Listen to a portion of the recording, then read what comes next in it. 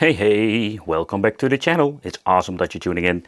In today's video we're going to be doing a little bit of a package for China, and oh man, it's really hot today and there's a sauna in the studio, but we're going to be checking out something that belongs to the summer because we're going to be taking a close look at the Summer Card 64. Yeah, don't ask me why they actually call it. I do wonder if they're going to be making a winter card for the winter days, but yeah, it's actually going to be an interesting one because this is not your typical flash card. This is based on some open source software what I understand of, and after unboxing I just realized that I bought a very boring version because there was all kinds of cool translucent, let's say, cases, but you can just see that this is not like a rip-off of a reproduction of the device or at least the original games. This is going to be like a flash card that we can play, plug in, and have absolutely all kinds of cool things to play. We have tested out all kinds of stuff from AliExpress, and the Summer Card is quite cheap when you're going to be looking into it. And that's one of the very cool things. But also it has like some very cool new features. The Super 64, or also known as the Super 64 Pro or ED64, and this thing comes with all kinds of names. All of them are exactly the same. But the Summer Card, I already mentioned, this is going to be based on open source software. So the first thing I noticed, like even this thing is like let's say a fake reproduction shell. This thing fits in perfectly. So that's one of the things that I did notice compared with, like, say, a Super 64. It's not like super bad, but you can feel that there's a lot of resistance at the side over here. So mold-wise, I must say that is the first positive thing about this one too. However, if you're going to be looking at the side over here, we even have a port with an USB-C connection. Let's see if I'm zooming in. So I think there's even, if you want to do a little bit of development or some kind of, I think that's even possible, or updating. So over here we're having a micro SD card. The unfortunate part is that we're having these cheap ones over there. So I'm going to be making a backup of that. But let's plug it in and let's do a quick look in the menu itself. And I'm going to be using the HDMI N64 today for the best signal output, or at least this is the cheap HDMI upscaler solution, not the Ultra 64. Did a separate video about this N64, by the way. But let's take a close look at the menu. So it's quite simple when you're going to be looking at this. Pressing start will give you an extra menu over here, edit the settings. So yeah, you can change the settings, but like this saying, please adjust them directly in the menu config.ini.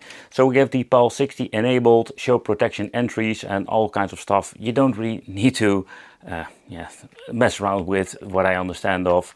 So having show the system information, it's kind of cool. Shows like how many connections are actually connected, and the expansion pack has been inserted. N64 DD, and this is actually one of the very cool things that you can have with this, is that it actually can play Nintendo DD files. And that is one of the extra cool things with this particular cartridge. So we're having the saves over here. You can see there's already an F0X save. We have a US, Japan games, and the European version. So this is actually a Japan console modded with an HDMI. I must say the overall signal output is not bad itself. But if you're going to be into the US, you can see all kinds of different file sizes. And one of the things I really love about is that the loading times are very quick. So let's say we're going to be having a 60 megabyte file over here.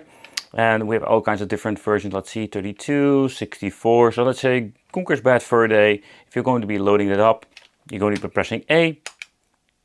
And what is kind of cool, that we do have even some N64 ROM information, and yeah, even with a tiny picture. So pressing A again will load up the game, and giving an example how fast it will load up. And you do need to wait, but it's not that long. But in overall, I must say that when you're going to be looking into, let's say, this overall, let's say, experience, and this is even the biggest file so far I have seen, this is absolutely cool. And it plays like normal. What I understand, you can also have the option to make a save, and so, or I mean like the internal save, it will be stored in a separate folder.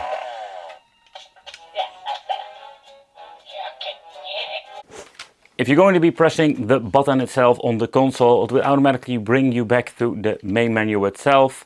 So we're having over here show the credits, adjust RTC, and show card info. So over here we're having the R button, show entry properties, delete selection entry, and can even set current directory as default. So there are all kinds of simple options, but we're not going to be messing too much with it. So another fun thing that we can actually do, so let's say we're going to be having an 8 megabyte file. So we have arrow couch, if I'm even pronouncing that correctly. Let's boot it up over here, and let's see. This is almost going to be instant because the file is very tiny. And you need to take consideration the files I'm using are US based. I can even load up a European because it makes the system region free.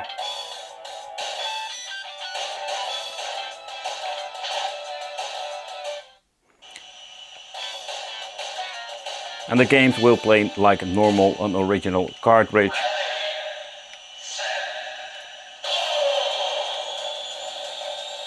This is one of those games that I personally never experienced. It's kind of cool because you can just fly, semi-race. It's more like Wipeout, but then we can actually launch ourselves.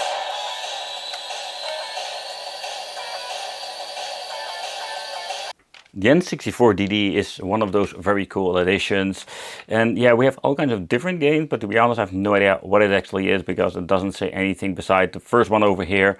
But let's boot it up, and I think this is going to be a very cool thing because normally have this Nintendo 64 DD, they like say this basic kind of game, and yeah, you needed to have that to actually play these games like Sega 32X and the Sega CD. I think it's absolutely cool to experience this on the original N64. If these games are like actually finished games, because I did notice some actually said prototype. But this is going to be some golfing game. So let's start it up and let's see if there's going to be any fun. And how visual wise it's actually going to be interesting. You can here oversee the original cartridge or the disc based weird thing that you need to buy for the DD. I find it quite unfortunate that it is very limited, very expensive to find, and the games are also limited.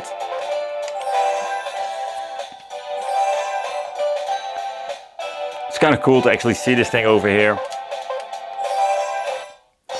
One of the things I love to play, like I think F-Zero even had an option to have an expansion. So in other words, you had the option to just play with extra stages and everything else. Well, let's see how visual-wise, how better it is. So where your Sega CD had actually the, like say, soundtracks, I don't find anything improved there.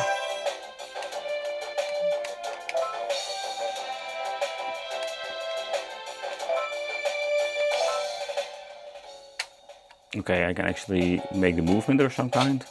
Oh, with my joystick. I have no idea what I just did. It's a record. Okay, cool. But visual-wise, I do have the idea it's slightly better than the normal N64 game, but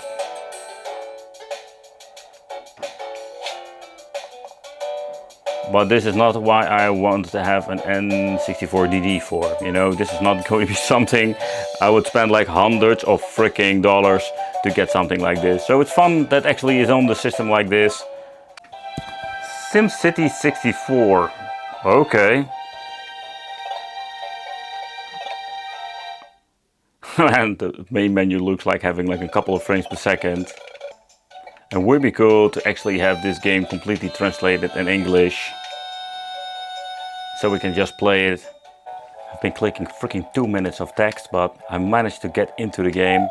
I always wanted to see how visualized this is, not like really stunning to look at. Okay, wait, we can actually look at the first person view.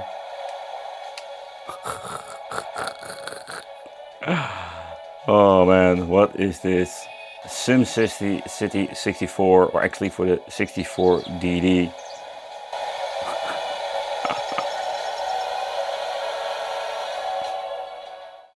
But let's take a close look at the list itself. These are the US games. So I'm really curious if there's any, let's say, of the hacked version. That would be a very cool thing if you can just load up those homebrew hacked version editions with all kinds of weird shenanigans. But yeah, I think so far I've seen there's nothing going on over there when it comes to that, so that's quite unfortunate. But let's see what's going on over here. NHL, we're having all kinds of different games when it comes to the Quakes. And yeah, so far I can actually see there is only original games on here. That would be like a very cool addition. But let's play a couple of more games. Let's go in nostalgia mode and let's have some fun. Okay, the first game is WWF Warzone. Man, I have so many good memories of this particular wrestling game. And that has to do because you can make those custom characters. Oh, that was so cool. But somehow I was completely addicted to the Warzone game. And yeah, we have seen a lot of different, well, say, when it comes to some of the wrestling games. But yeah, the custom, haha, that was so cool. Let's see what kind of wrestlers. Kane is in here. The Undertaker. Yeah, let's go for the Undertaker. Let's see if we can actually do something in this game. Because it has been a very long time that I actually played this. Can I use the D-pad? Yeah, absolutely great.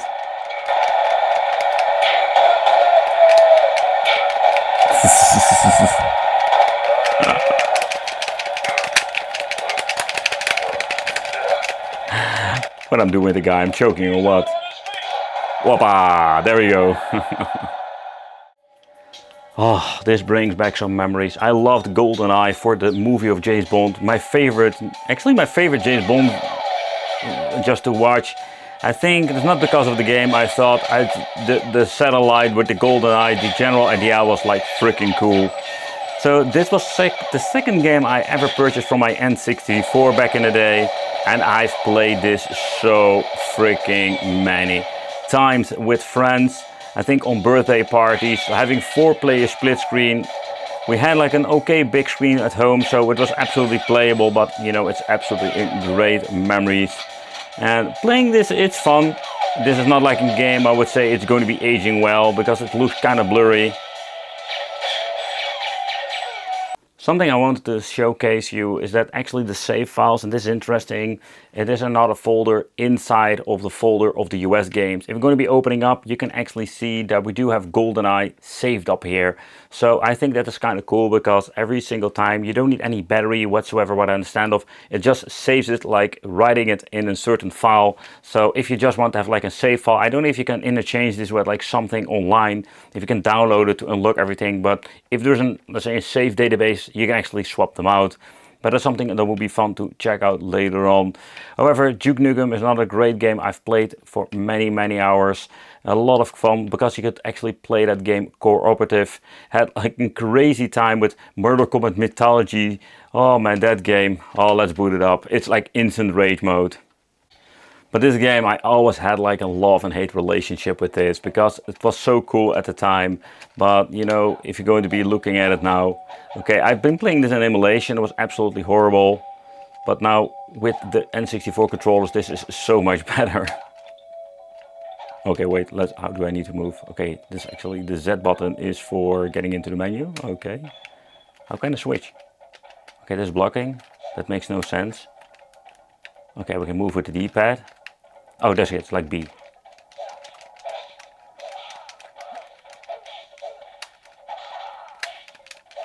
Can I do like the ice blast or what? I think I can't. That was such a weird game. I can't run. Oh, I can only run with the freaking joystick. Okay. Okay, let's see. Was that like somewhere this thing that comes down? Yeah, that's what I mean. Let's see. Oh, I can activate it like that.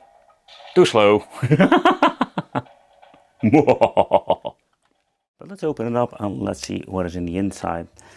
So when it comes to this particular, let's say, device, I don't know if every cartridge is going to be the same, with the simple reason because this is an open source project. When it comes to the Chinese manufacturer, also having even different versions. Here you can already see like version 2.0 released in 2024 already. So yeah, this is then what is happening in the inside. There's nothing exciting. So having here an 8GB card, but it's non-branded, so these things can get corrupted fairly easy. So I'm going to be needing to replace that one. So they're using the Lattice chip in the inside. So this was getting okay. I must say that there comes some heat from here. So there is a battery implemented over there. So the PCB looks very nicely. So when it comes to that, it's okay. But I do wonder if you're going to be looking into different cartridges, is it going to be every single time the same in a different case with a different sticker? But that's going to be finding out later on. Let's put this thing back together. And I don't need to forget to say like there are two different kind of screws. Yep, two of them. The short ones go in here. Super easy to open up. But maybe, I don't know if that's going to be something crazy to say, but if this thing getting hot, is it maybe not like a crazy idea to put something of a passive cooling block on a chip? The summer card came from nowhere, and I can tell you that it is an absolutely wonderful device to actually play your old school games with. The loading times are super fast, and also, yeah, the compatibility with the N64 DD is absolutely awesome. I do wonder what's going on and what's going to be happening later on, if there are going to be new versions with new additions, and this thing has a lot of potential. I love the simple looking shell because this thing fits perfectly like a glove in my N64. So yeah. Thank you all for watching, consider subscribing, hit the little bell, and it would be great to see you in the next video.